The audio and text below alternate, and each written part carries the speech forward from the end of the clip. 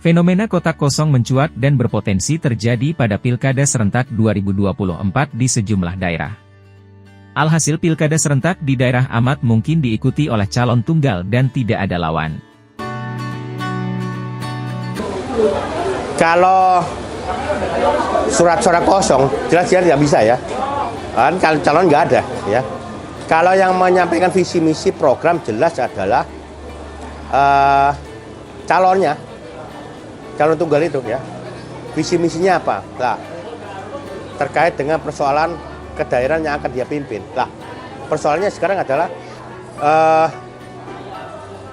memang tidak ada rivalitas ya, masyarakat tidak ada pembanding di situ ya, pembanding mana yang lebih bagus, sehingga mau tidak mau akhirnya masyarakat itu akan melihat apakah visi misi itu tidak ada pilihan lain selain memilih yang calon tunggal.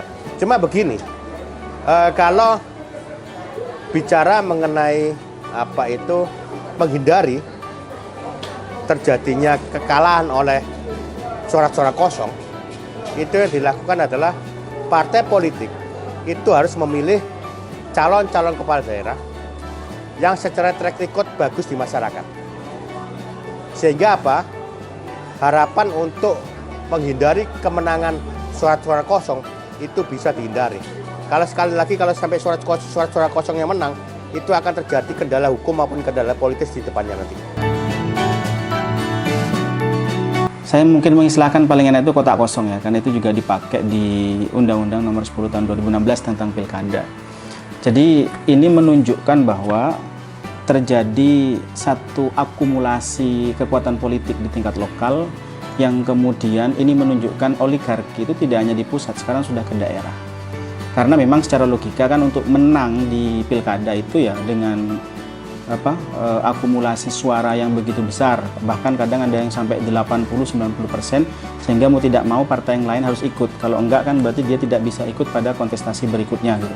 Sehingga ini menunjukkan bahwa satu, oligarki itu sudah mulai menancapkan cengkeraman tangannya di daerah-daerah. Yang pertama, yang kedua, itu sebenarnya menunjukkan bahwa macetnya kaderisasi yang dilakukan oleh partai politik, karena menunjukkan misalkan di tingkat provinsi sekarang kan seolah-olah hanya ada misalkan satu paslon petahana, lalu di Surabaya ada indikasi kuat untuk kemudian mengarah juga kepada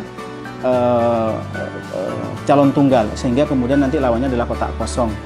Itu juga kemudian menunjukkan bahwa ketika kita misalkan terjun ke bawah, masyarakat itu bertanya, misalkan yang mau ngelawan ini siapa? Gitu. Atau kemudian elit politik sekalipun dari partai politik yang kemudian mendukung secara beramai-ramai pada satu paslon itu mengatakan yang bisa ngelawan ini siapa? Sehingga kemudian dalam otak elit parpol itu yang penting kan soal kemenangan. Ini tidak berbicara bagaimana kemudian soal harus ada edukasi politik khususnya dalam bagaimana demokrasi itu dipraktekkan. Munculnya fenomena kotak kosong, tak lepas dari gerakan partai politik yang bersepakat hanya mengajukan satu calon dalam pemilihan gubernur, wali kota dan bupati. Upaya ini membuat beberapa daerah berpotensi memiliki calon tunggal pada pilkada serentak. Kalau untuk penyelenggara sih prosesnya nggak akan ada kesulitan, karena relatif surat suaranya juga nggak terlalu besar, ya toh.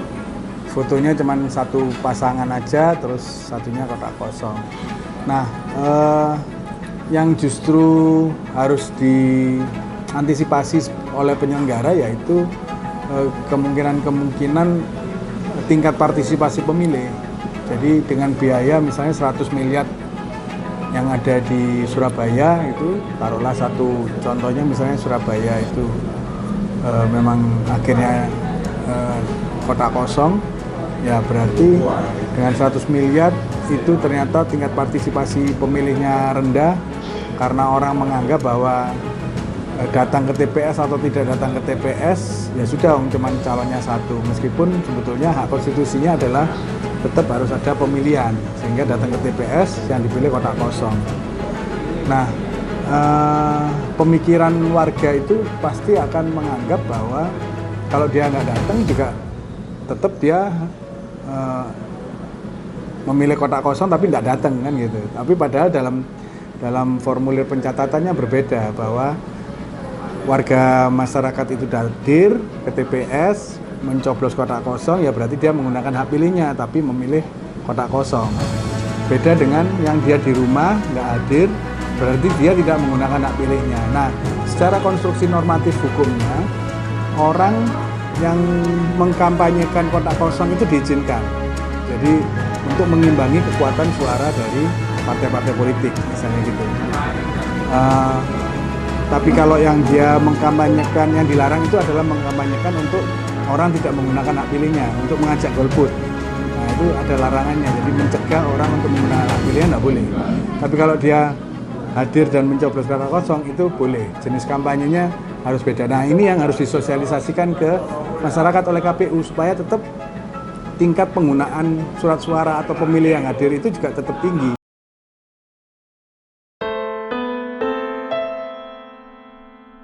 Kalau yang menang adalah calon tunggal selesai ya. Artinya dia yang akan terpilih, yang akan dilantik sebagai kepala daerah. Tetapi yang jadi masalah adalah ketika yang menang adalah suara-suara kosong tadi. Memang ada mekanisme pengulangan, tapi kalau pengulangan ternyata itu adalah dia tetap kalah, lalu digantikan oleh penjabat kepala daerah, maka secara konstitusional itu, secara legitimasi konstitusional melemah. Karena apa? Undang-undang dasar sudah menyatakan bahwa kepala daerah itu dipilih secara demokratis. Nah, saya kira harusnya apa? Kalau misalnya kepala daerah itu yang menang tetap suara kosong, ya, maka kemungkinan bisa dilakukan yang namanya pemilihan oleh DPRD. Karena kalau kita merujuk pada konstitusionalitas Undang-Undang Dasar, di situ dinyatakan dipilih secara demokratis, tidak ada dipilih langsung. Karena memang rezim pemilihan kepala daerah itu bukan pemilu seperti presiden, wakil presiden, DPR, DPRD, dan DPD. Beda. Karena pasal yang mengatur tentang pemilihan kepala daerah juga berbeda.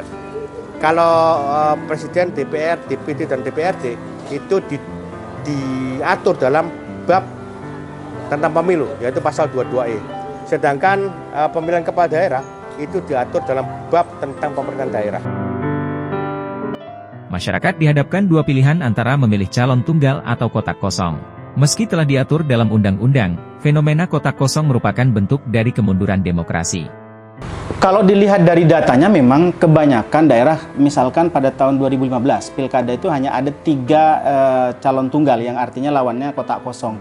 Lalu 2017 itu ada sekitar 9 dan meningkat pada tahun 2018 itu jadi 13 dan terakhir pada 2020 naik 25 pilkada. Dan ini artinya di 2024 yang merupakan pilkada serentak pertama di tanah air, kemungkinannya lebih dari 25 daerah yang kemudian akan melawan kotak kosong. Bahwa itu dianggap sebagai cara instan untuk menang, memang datanya demikian. Kan hanya ada satu data anomali di mana kemudian kotak kosong itu menang, yaitu di Pilkada Makassar pada tahun 2018. Itu pun kemudian dianggap sebagai tonggak sejarah. Nah, kalau kemudian pada Pilkada serentak 2024 kali ini ada indikasi untuk mengulang seperti itu, atau kemudian angkanya semakin membesar, saya kira dalam rangka edukasi politik, maka multi aktor di luar partai itu sudah saatnya kemudian melakukan kampanye, dan saya kira KPU memberikan sinyalemen positif bahwa boleh ada kampanye khusus kotak kosong, dan rakyat saya kira perlu diedukasi terkait itu, sehingga biarkan misalkan pilkada-pilkada itu diikuti oleh calon tunggal sehingga lawannya kotak kosong. Tapi saya kira rakyat sekarang sudah mulai cerdas dan kemudian bisa menjadikan tonggak di mana pilkada di Makassar tahun 2018 itu sebagai salah satu bukti bahwa rakyat seharusnya kalau tidak didengarkan suaranya oleh partai politik bisa memberikan perlawanan dengan memenangkan kotak kosong. Pernah terjadi kira-kira berapa tahun yang lalu itu di Makassar, ya. Pada waktu itu calon tunggal itu kalah dengan suara-suara kosong. Itu yang pernah terjadi dalam praktek pemilihan kepala daerah di Indonesia. Jadi pernah terjadi bahwa calon tunggal itu kalah dengan suara-suara kosong. Nah, lalu bagaimana mekanismenya jika terjadi kemenangan terhadap suara-suara kosong? Maka akan dilakukan lagi pemilihan, ya, kepala daerah tergantung levelnya. Apakah itu level kabupaten kota atau provinsi. Kalau provinsi jelas gubernur, kalau kabupaten kota itu bupati atau wali kota.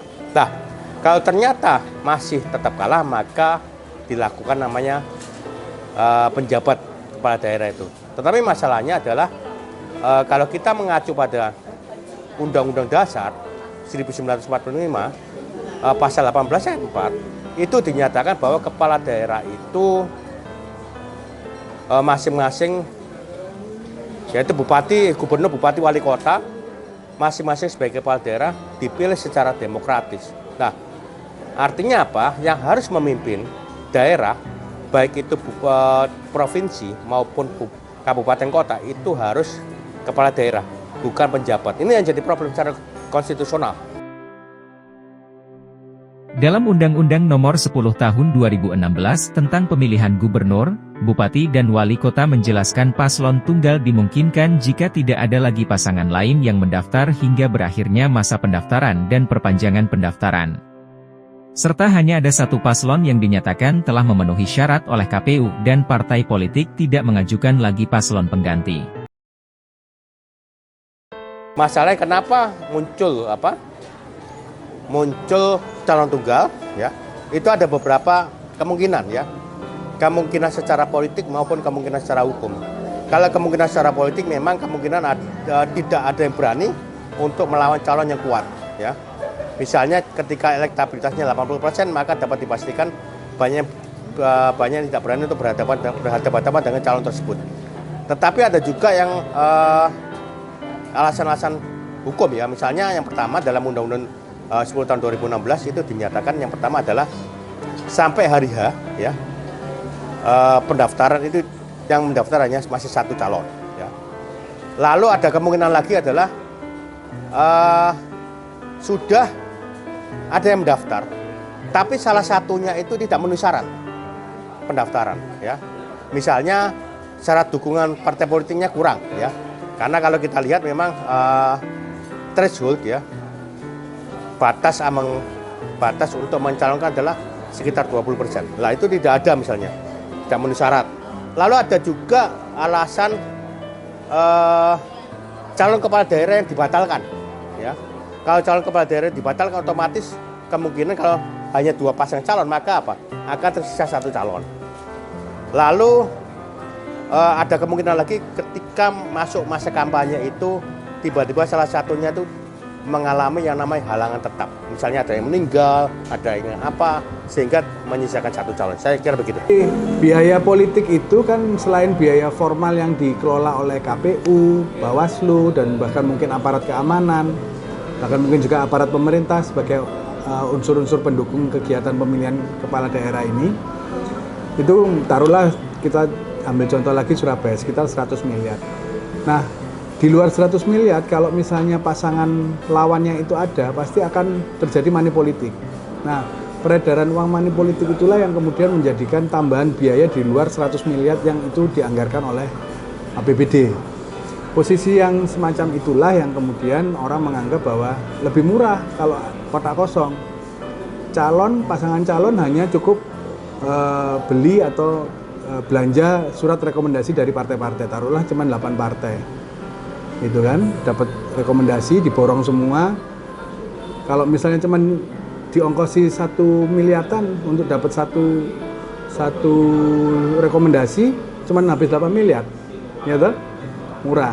Terus yang sisanya untuk biaya supaya dia berangkat ke TPS, itu menggerakkan mesin partainya, ya sudah, itu selesai. Tapi kalau betul-betul ada pasangan, dia harus kemudian memunculkan biaya-biaya politik, money politiknya juga dari pasangan yang lawannya itu juga dia harus mempersiapkan saksi, mempersiapkan akomodasi untuk kemudian kampanye dan sebagainya. Itu kan juga biayanya jadi lebih banyak keluarnya gitu dibanding kalau kotak kosong kan apa yang dibutuhkan?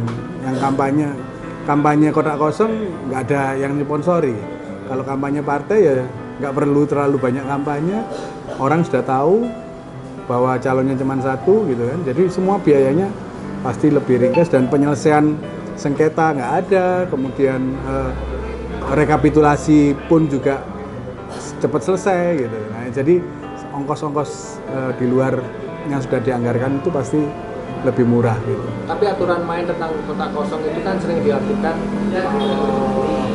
adalah aspirasi warga yang tidak setuju dengan atau tidak sepakat dengan pemilih atau calon kota tunggal itu. Apakah perlu panitia atau teknisnya seperti apa? Panitia kota kosong Pasangan ada organisasi iya, tertentu atau apa seperti itu? bisa saja orang itu punya preferensi politik ya, artinya kemudian tinggal nanti aparat penegak hukumnya, Bawaslu atau pengawas pemilu ataupun pihak aparat keamanan itu, dia harus bisa memahami.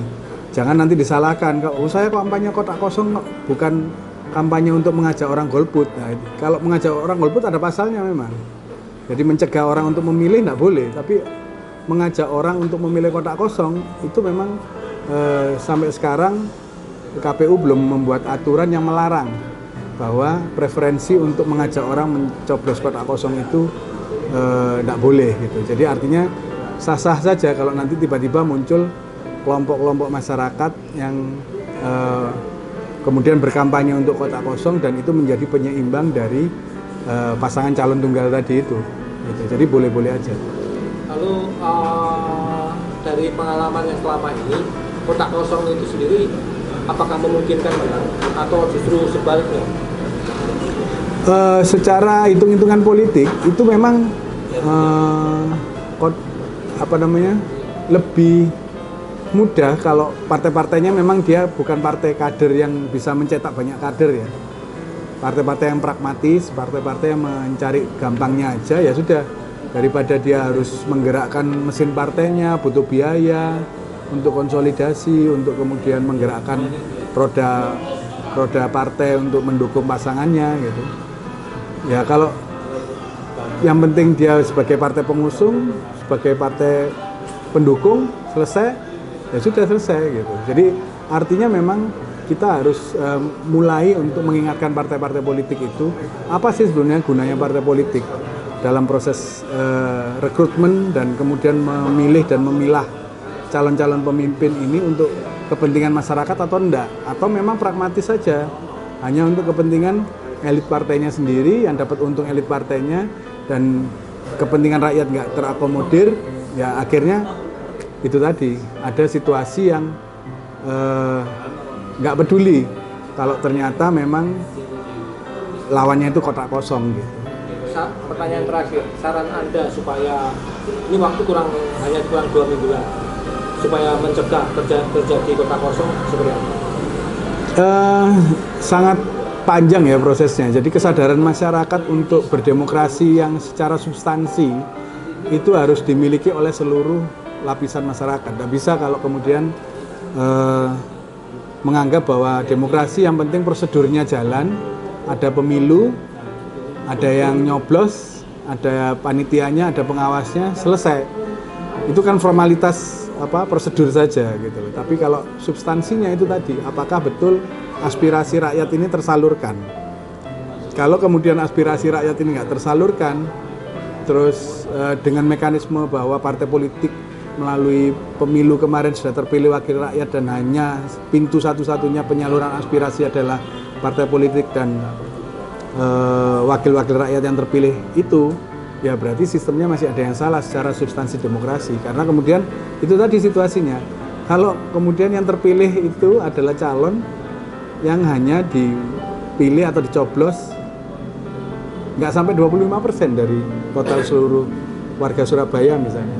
Terus yang 75% warga Surabaya punya hak apa atau bagaimana caranya dia untuk mengkoreksi kesalahan-kesalahan yang dilakukan oleh pasangan terpilih tadi, untuk kemudian pasti kan mereka ngomong, loh kamu nggak milih saya kok ngapain kamu protes, bisa-bisa kayak gitu, itu kan jadi nggak sehat demokrasinya.